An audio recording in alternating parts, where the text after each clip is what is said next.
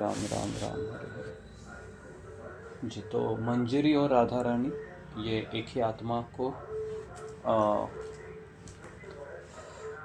साझा करती है। तो श्रीमती राधा रानी को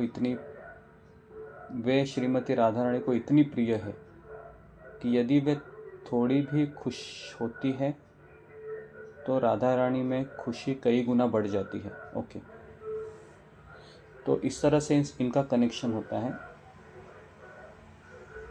तो दो प्रकार के गोपियाँ होती है। एक होती है राधा रानी के संतुष्टि के लिए और दूसरा होता है कृष्ण की संतुष्टि के लिए। तो भक्ति रसामृत सिंधु में इसके बारे में बताया है।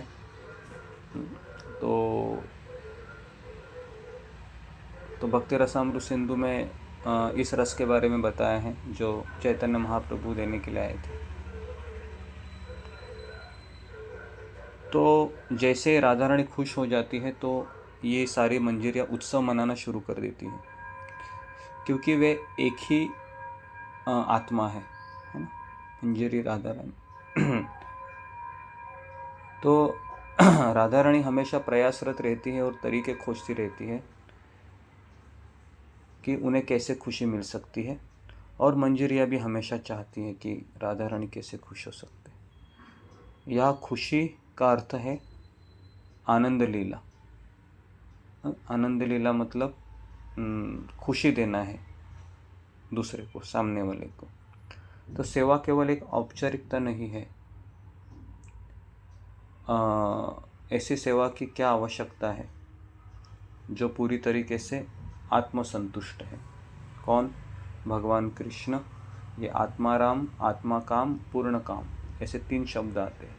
आत्मसंतुष्ट मतलब आत्माराम, आत्मा काम, पूर्ण काम। तो उनमें खुशी की कोई कमी नहीं है। ऐसा नहीं है कि भगवान कृष्ण को अगर बहुत ही खुशी की आवश्यकता है, ऐसा नहीं। तो ये सभी लोग खुशी है इसको देने के लिए मंजरिया है, राधा रानी है, ये सारी कृष्ण को संतुष्ट करने के लिए प्रयास करते हैं। तो अभी कौन कौन सी सेवाएं होती है तो इसके बारे में बताया गया है। सबसे पहला सेवा होता है भगवान के श्री चरणों की मालिश करना। दूसरा सेवा होता है वहाँ पर भगवान के कमल चरण को भगवान को भोजन देना। तीसरा है भगवान श्री कृष्ण को पेय की पेशकश। और चौथा है बालों का संवारना, बाद में स्नान कराना। ये सारी सेवाएं, इन सब की क्या आवश्यकता है, ऐसा बोला गया है। तो मंजरी और राधा रानी एक दूसरे को खुश करती है। और गोलोक वृंदावन में सब चैतन्य रूप होता है। चैतन्य रूप का अर्थ है कि चाहे कोई फूल हो, फल हो, या कोई भी चीज़ हो, तो उसमें चैतन्यता है। चैतन्य मतलब उनमें भावनाएं होती है। जैसे दूध है, दही है, मक्खन है, इसमें भावनाएं होती है जो गोलोक वृंदावन में होता है। इस संसार में उसको हम जड़ कहते हैं। जैसे दूध है ना, अभी दूध बोल नहीं सकता, लेकिन आध्यात्मिक जगत में दूध बोलता भी है, तो इसलिए उसको कहते हैं चैतन्य रूप है गोलोक वृंदावन। तो योग माया भगवान की लीला शक्ति है।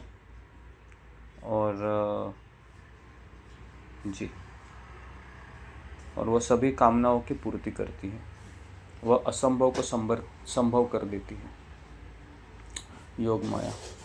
और वह लीलाओं की व्यवस्था इस प्रकार से करती है कि किसी को पता ही न चले कि क्या हो रहा है। मतलब कृष्ण को भी पता नहीं चलता है, क्योंकि अगर पता चलेगा तो फिर उसमें कुछ रस्सी नहीं होगा। तो योग माया का काम है कि लीलाओं का व्यवस्था करना, अरेंज करें, और फिर वह आकर्षण बढ़ाने और भगवान को मोहित करने के लिए किसी को पता नहीं चलने देती। हाँ, वैसे तो भगवान सर्वज्ञ है, दरवाज़ा बंद कर दो, किंतु वे अपनी योग माया शक्ति से इस प्रकार आवृत्त रहते हैं कि उन्हें कुछ भी पता नहीं चलता। न तो राधा रानी, न ठाकुर जी, नहीं मंजरिया, कुछ नहीं जानती इसके बारे में, कुछ नहीं जानती। तो जी, तो इस तरीके से योग माया आवृत्त करती है। योग माया का अर्थ है जो भगवान की शक्ति होती है ना, भगवान की शक्ति होती है योग माया।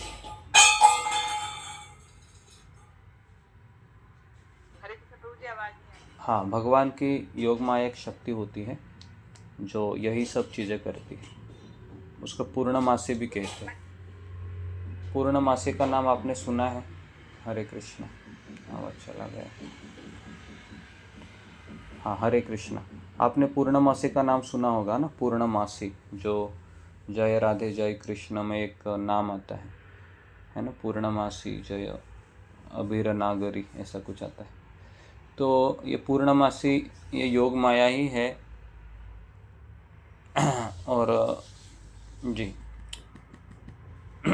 तो भगवान गीता में कहते हैं, नाहम प्रकाश सर्वस्य योग माया समावृत मूढ़ोयम न विजानाति लोकोयम अजव्यम। मैं योग माया से आवृत्त हूँ, इसलिए लोग मुझे समझ नहीं पाते, यहाँ तक कि ब्रह्मा जी भी मोहग्रस्त होते। तो हम भगवान को नहीं समझ पाते क्योंकि दो प्रकार की माया होती है। एक होती है महामाया जो हमको भुला देती है हमारे स्वरूप को, और दूसरा होता है योग माया जो स्वरूप को याद होने के बाद भी हम भगवान की लीला के लिए भूल जाते हैं कि भगवान हमारे स्वामी हैं और हम भगवान को एक मित्र या परिकर के रूप में उनके साथ आदान प्रदान करते हैं। तो योग माया का होना आवश्यक है, क्योंकि योग माया होने से ही अलग अलग रसों का नियोजन होता है। योग माया नहीं है तो रसों का निर्माण होना भी कठिन है। तो ये नित्य लीला का तत्व है। उन्हें पता ही नहीं कि वर्तमान में क्या हो रहा है, अतीत में क्या हुआ था, भविष्य में क्या होने वाला है ना। तो जितने भी भगवान के परिकर हैं उनको पता ही नहीं होता है कि वर्तमान में क्या हो रहा है, अतीत में क्या हुआ था, भविष्य में क्या होने वाला है। ऐसा ही मोह है। तो माधुर्य शक्ति को धारण करके वे लीलाओं का आनंद लेते हैं। और लीलाओं की व्यवस्था कैसे होगी? तो भगवान की कई शक्तियाँ हैं, उसमें एक है लीला शक्ति, जो न राधा रानी न ठाकुर जी, ये दोनों ही जान नहीं पाते। तो सेवा समय के अनुसार अच्छी तरह से ये कार्यान्वित होता है। तो इसलिए नरोत्तम दास ठाकुर का जो भजन है, जो हमने कल बताए थे कि राधा कृष्ण प्राण मोर युगल किशोर, तो ये मंजरी भाव का भजन है।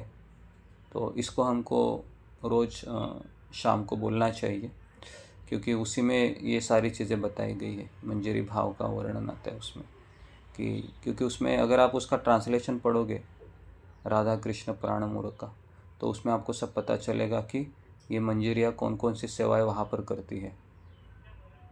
अगर आपके पास रहेगा तो अभी आप पढ़ भी सकते हैं। भजन का किताब लेके आइए और थोड़ा सा उसका ट्रांसलेशन पढ़ेंगे तो एक्चुअल में पता चलेगा कि ये मंजरियाँ क्या करती है गोलोक वृंदावन में।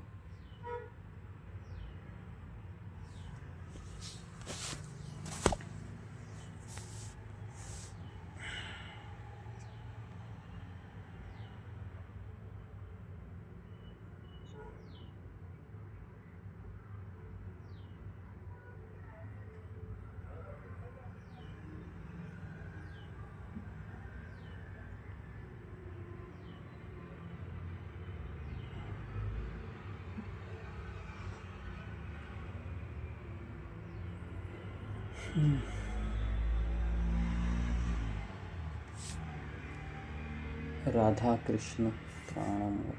कदम के वृक्षों के वन में मैं इस युगल जोड़ी को रत्नों के सिंहासन पर विराजमान करूंगा। मैं उनके साम तथा गोर अंगों पर चंदन का लेप करूंगा और कब उनका मुख चंद्र निहारते हुए चमन बुलाऊंगा। मालती पुष्पों की माला गूंथकर दोनों के गलों में पहनाऊंगा और कपूर से सुगंधित तांबुल उनके मुख कमल में अर्पण करूंगा। ललिता और विशाखा के नेतृत्व जब सभी सखियों की आज्ञा से मैं श्री श्री राधा कृष्ण के श्री चरणों की सेवा करूंगा। श्री कृष्ण चैतन्य महाप्रभु के दासों के अनुदास श्री नरोत्तम दास ठाकुर दिव्य युगल किशोर की सेवा अभिलाषा करते हैं। हरे कृष्ण। तो इस भजन में हम देखते हैं कि नरोत्तम दास ठाकुर है वो अपना भाव व्यक्त करते हैं इसमें कि है ना, जैसे राधा कृष्ण प्राण मोर युगल किशोर। उसके आगे का क्या है? हरे कृष्ण प्रभु जी।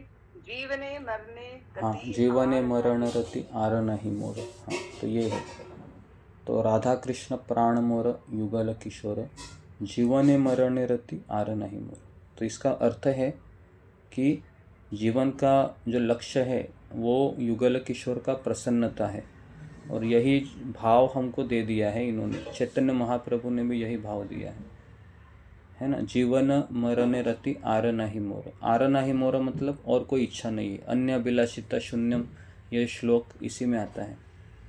हाँ, अगर आप इस दोनों लाइन को अगर आप अच्छे से समझेंगे तो समझ में आएगा कि अन्य अभिलाषिता शून्यम जो श्लोक है, जो रूप गोस्वामी दिया है हमको भक्ति रसामृत सिंधु में, तो ये एक्चुअली जितना भी हमारे आचार्यों ने किताबें दिया है जो हम भक्ति रसामृत सिंधु में पढ़ते हैं, वो एक्चुअल उसका निचोड़ ये मंजरी भाव ही है। लेकिन उसके लिए बहुत योग्यता की आवश्यकता होती है, क्योंकि अन्य अभिलाषिता शून्यम इसका अर्थ है कि राधा कृष्ण प्राण मोर युगल किशोर, है ना। जीवने मरने रति आर नहीं मोर। आर नहीं मोर का अर्थ है कि और कोई अभिलाषा नहीं है। और फिर कहते हैं कि फिर अभिलाषा क्या है, तो इसका उत्तर फिर अगले भजन की पंक्तियों में आता है ना। फिर वो कहते हैं कि फिर मैं क्या करूँगी। तो नरोत्तम दास ठाकुर एक्चुअली चंपक मंजरी है, आपको पता होगा तो। हाँ, तो नरोत्तम दास ठाकुर चंपक मंजरी है, तो वह है ना उस भाव में वह उस राधा कृष्ण की लीलाओं का, तो इस तरीके से वह मतलब चंपक मंजरी के मूड में ये सारे जितने भी हमारे आचार्यों ने ये जो लिखे हैं ना, ये सब भले ही वह नरोत्तम दास ठाकुर एक पुरुष एक मेल है, लेकिन इनके सारे भजन उसी फॉर्म में मंजरी के मूड में है सारे, जैसे। और ये जो ये भी भजन है मंजरी के पद में, श्री रूप मंजरी पद सेई मोर संपद सेई मोर भजन पूजन। हाँ, ये जो मोर प्राण धन सेई मोर आभरण सेई मोर जीवनेर जीवन सेई मोर रस निधि सेई मोर वांछा सिद्धि सेई मोर वेद रे धर्म सेई वर्त सेई तप सेई मोर मंत्र जप सेई मोर धर्म कर्म। ये पूरे इसमें अनुकूल है बेविधि सेई पदे हाई बेसिद्धि निरख दुए नैने से रूप माधुरी राशि प्राण कुलवे शशि प्रफुल्लित है बेनिषेधी तोया ए दर्शन हाई गरी ले जारलते चिर दिन तापित जीवन हा प्रभु कर दया दे मोरे पद छाय नरोत्तम लई शरण। ये है प्रभु जी, श्री रूप मंजरी के चरण कमल ही मेरी वास्तविक संपदा है। उनकी सेवा ही मेरा भजन पूजन है। वे ही मेरे प्राण धन मेरे आभूषण हैं, वे ही मेरे जीवन के भी जीवन स्वरूप हैं, वे ही मेरे रस निधि हैं, तथा मेरी इच्छा। हाँ, तो ये जो भजन है रूप गोस्वामी का, सॉरी नरोत्तम दास ठाकुर ने जो बताया है कि श्री रूप मंजरी पद, ये भजन एक्चुअली नरोत्तम दास ठाकुर इसलिए गाते हैं क्योंकि जो मंजरी का जो भाव होता है वो होता है दासानुदास। क्योंकि अगर आप नरोत्तम दास ठाकुर का आखिरी जो पंक्ति आप पढ़ोगे कि सेवा अभिलाष करे नरोत्तम दास, उसके पहले है कि श्री कृष्ण चैतन्य प्रभुर दासेर अनुदास, ये शब्द आया देखो वहाँ पर उसी भजन में है।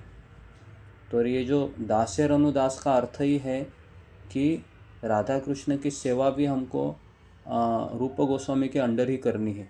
भले ही नरोत्तम दास ठाकुर यहाँ पर चंपक मंजरी है, लेकिन चंपक मंजरी के जो वरिष्ठ है, मतलब जो जिनके अंडर वो सेवा करेंगे राधा रानी की, वो रूप मंजरी है। तो इसलिए वह रूप मंजरी का भी गुणगान कर रही है ना। तो इसलिए हमको भी ऐसा ही बोला है, हमारा जो गुरु है और हमारा कृष्ण है, ये दोनों का हमको गुणगान करना चाहिए। तो इसलिए नरोत्तम दास ठाकुर के भजन में आप देखोगे तो वह उनके जो गुरु थे लोकनाथ स्वामी महाराज, उनका भी जो गुरु का जो पूजा, गुरु पूजा भी उन्होंने ही बोला है ना, जो हम रोज़ गाते हैं। और क्योंकि उनके भी गुरु जो लोकनाथ गोस्वामी है, ये उनके वरिष्ठ चंपक मंजरी के वरिष्ठ रहेंगे। मुझे उनका नाम गुण मंजरी या कुछ है शायद लोकनाथ गोस्वामी का। तो ये सारी मंजरियाँ हैं, ये ऐसा नहीं है कि एक दूसरे अपने ही मन से वहाँ पर सेवा करते हैं।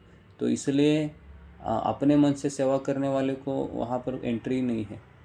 तो इसलिए वहाँ पर जो शब्द आया है कि श्री कृष्ण चैतन्य प्रभु दासेर अनुदास, सेवा अभिलाष करे नरोत्तम दास।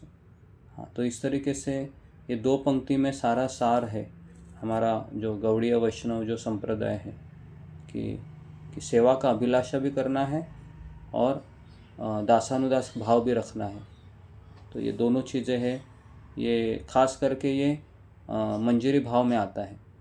क्योंकि बाकी के जो गोपियाँ हैं उनके बारे में हमारे आचार्यों ने इतना नहीं लिखा है, और हमारे सारे आचार्य सब मंजरिया थे, रूप गोस्वामी, सनातन गोस्वामी, रघुनाथ दास गोस्वामी। तो ये सारी मंजरियाँ हैं, ये दासी राधा दास्य जो भाव है उसको प्रकट करते हैं।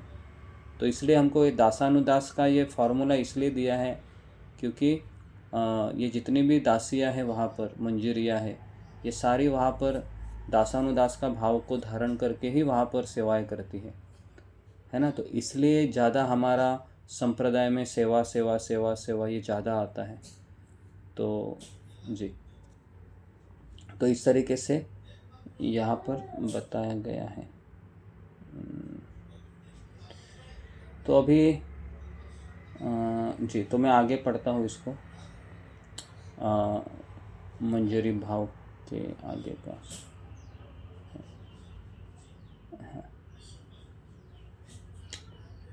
तो ये सारा चीज़ आचार्यों ने लिखा हुआ है अपने किताबों में, है ना। तो ऐसा नहीं है कि ये सब चीज़ें हैं। हमारे आचार्यों का सबसे बड़ा जो योगदान है वो यही है कि उन्होंने शब्दों के फॉर्म में सब लिखा हुआ है, लेकिन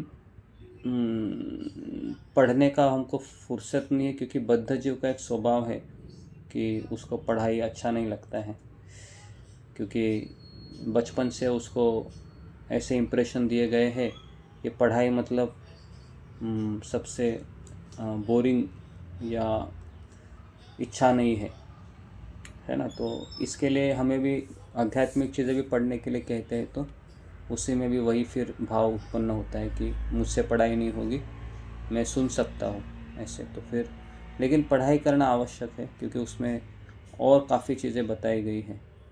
अगर आप ये सब चीज़ें भी पढ़ना चाहिए, खास करके मंजरी भाव है क्या है, चैतन्य महाप्रभु क्या देने के लिए आए थे, क्यों देने के लिए आए थे, क्या कारण था, हमारे आचार्य कौन है, ये कहाँ से आए थे, साधक देह क्या होता है, सिद्ध देह क्या होता है।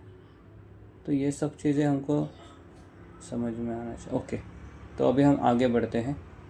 तो चेतना 3 प्रकार की होती है, अशुद्ध सत्व, शुद्ध सत्व और विशुद्ध सत्व।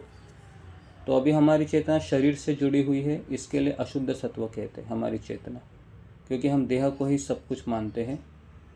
और शुद्ध आत्मा को शुद्ध सत्व कहते हैं, मतलब मैं शरीर नहीं, मैं आत्मा हूँ, यह है शुद्ध सत्व। और विशुद्ध सत्व क्या है? विशुद्ध सत्व है कि मैं कृष्ण का दास हूँ, यह विशुद्ध सत्व है। ठीक है, तो वापस कह रहा हूँ मैं, अशुद्ध सत्व मतलब मैं शरीर हूँ, शुद्ध सत्व मतलब मैं आत्मा हूँ, विशुद्ध सत्व मतलब मैं भगवान का दास हूँ। तो इस तरीके से 3 प्रकार के सत्व होते हैं। ठीक है, सत्व मतलब पहचान जी। तो राधा रानी की 5 प्रकार की सखियाँ होती हैं, साधारण सखी, प्रिय सखी, प्रिय नर्म सखी, प्राण सखी, नित्य सखी। इसके बारे में हम शाम को और विस्तृत से चर्चा करेंगे जी।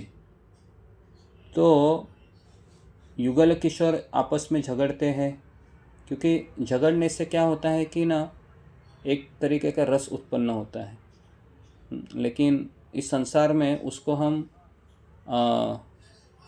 विकृत रूप में लेते हैं, क्योंकि आध्यात्मिक जगत में झगड़ा ये प्रेम को बढ़ाता है और भौतिक जगत में झगड़ा ये प्रेम को गिराता है या नफ़रत के बीज बोता है। तो इसलिए हमको ये समझना बहुत ज़रूरी है कि संसार में जो भी कुछ हम देखते हैं वह आध्यात्मिक जगत में शुद्ध स्वरूप में मौजूद है, चाहे वो कुछ भी हो। मतलब इस संसार में भी जितना भी हम लगाव को देखते हैं, जिसको हम आसक्तियाँ कहते हैं, लेकिन यही चीज़ें आध्यात्मिक जगत में प्रेम के रूप में पाई जाती है। जैसे अगर यशोदा माता कृष्ण से आसक्त है ना, तो उसको आसक्ति नहीं कहते, उसको उल्टा भक्ति कहते, बराबर है। लेकिन मैं अपने बेटे से अगर आसक्त होती हूँ या आसक्त होता हूँ तो उसको प्रेम नहीं कहते, उसको क्या कहते हैं? मोह कहते, बराबर है।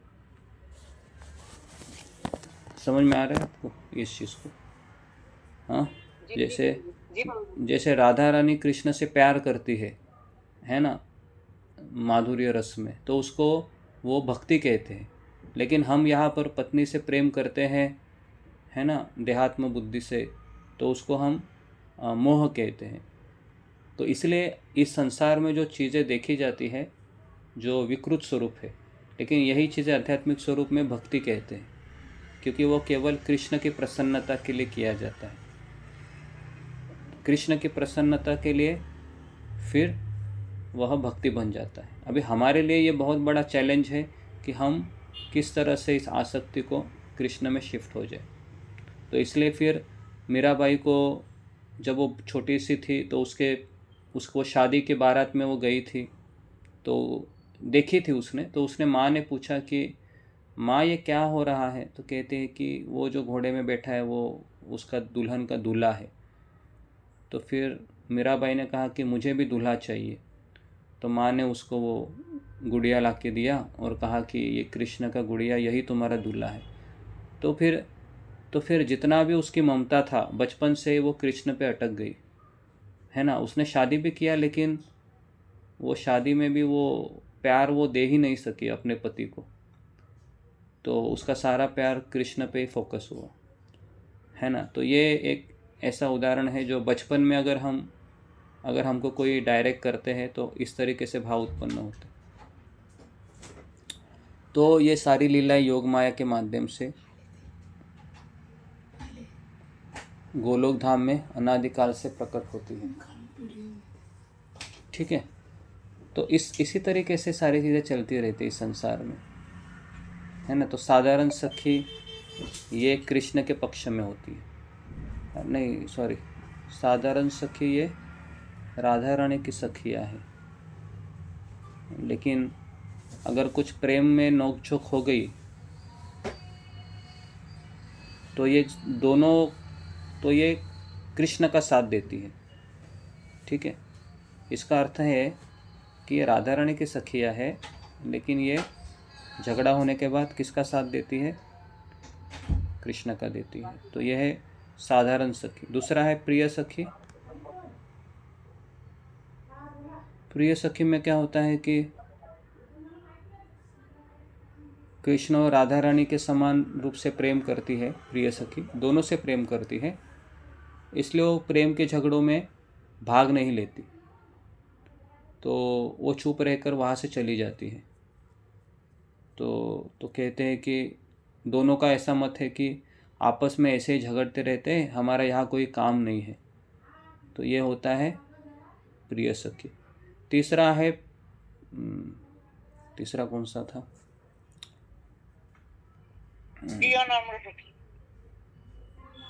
हाँ, प्रिय नर्म सखी जी।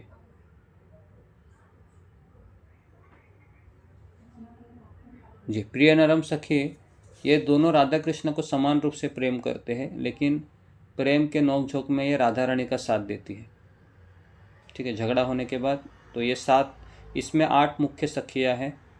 ललिता, विशाखा, चित्रा, इंदुलेखा, चंपकलता, रंगा, देवी, तुंग विद्या, सुदेवी, ये सब प्रिय नरम सखियाँ हैं।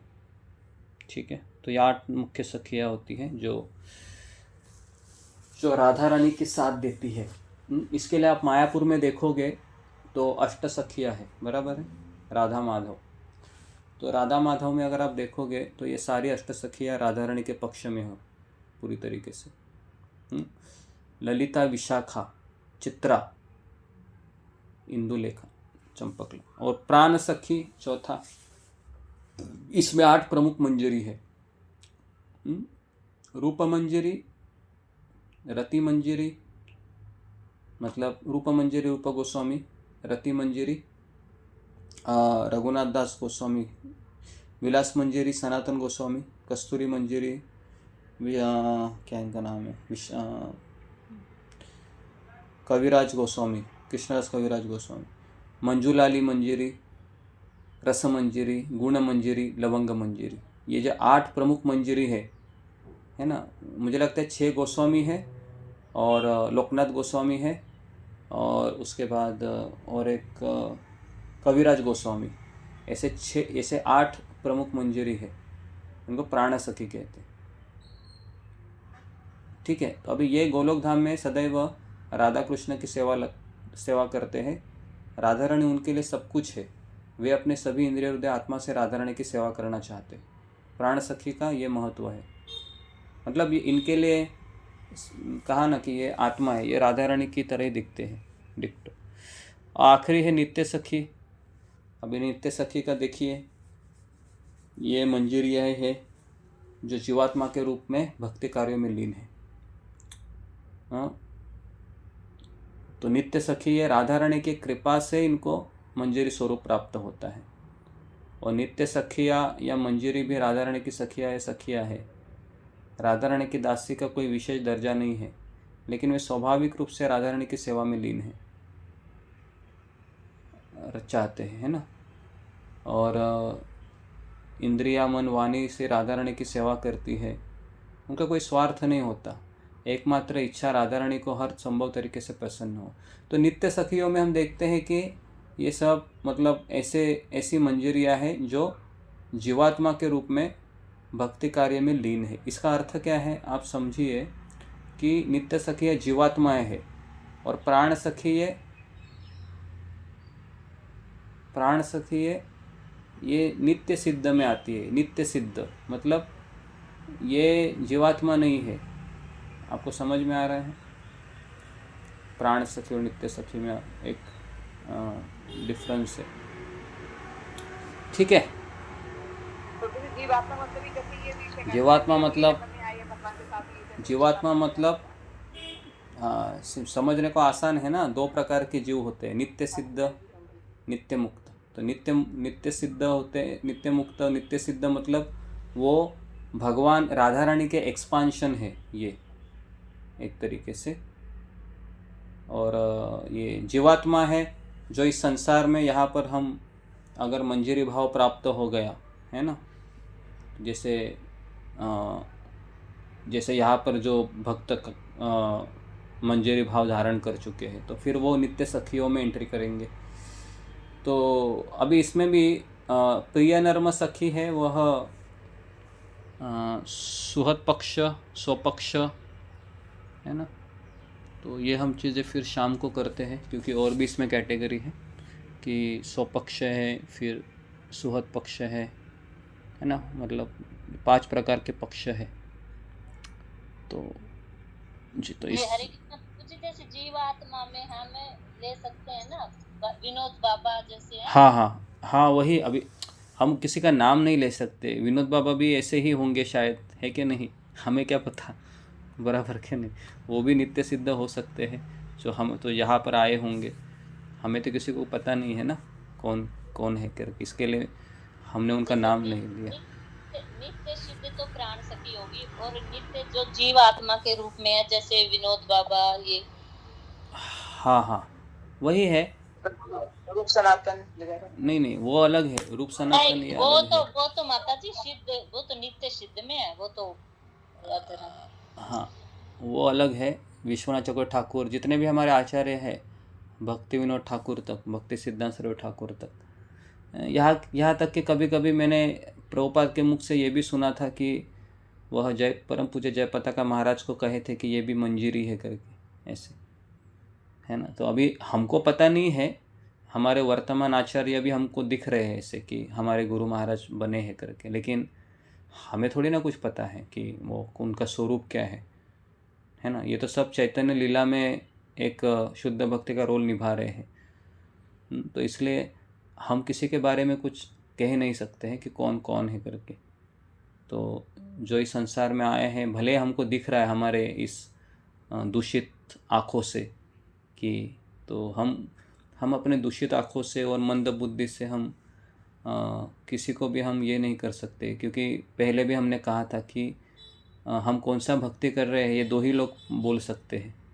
एक वो जीवात्मा जो स्वयं है ना, और दूसरा है भगवान। इनको ही पता है, और किसी को पता नहीं हो सकता कि कौन है करके, है ना। इस तरीके से समझ सकते हैं।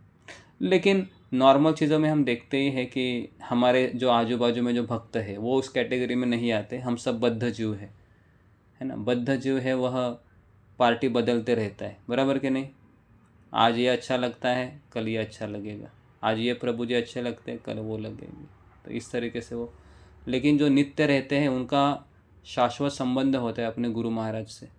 तो फिर ये लोग अपने गुरु महाराज को ही पकड़ के रखते, मतलब अंतिम सांस तक। जैसे अभी हमारे वर्तमान आचार्य हैं, जो भी परम पूज्य जय पताका महाराज हो, परम पूज्य गोपाल कृष्ण महाराज, परम पूज्य राधानाथ स्वामी, तो ये सारे लोग आज तक इतनी 70-75 साल की उम्र में भी वही कर रहे हैं जो पहले कर रहे, है ना। तो ये सब भगवान के शाश्वत सेवक है, जो हम जैसे बद्ध जीव के लिए इस संसार में आए हैं। तो हमें इस तरह से देखना चाहिए, ठीक है। तो यहाँ पर मैं रुकता हूँ, कल हम और थोड़ा विस्तार से चर्चा करते हैं शाम को, ठीक है। तो आप सबका बहुत बहुत धन्यवाद। शील प्रभुपाद की जय, राधा रानी की जय। हरे कृष्णा। दंडवत प्रणाम।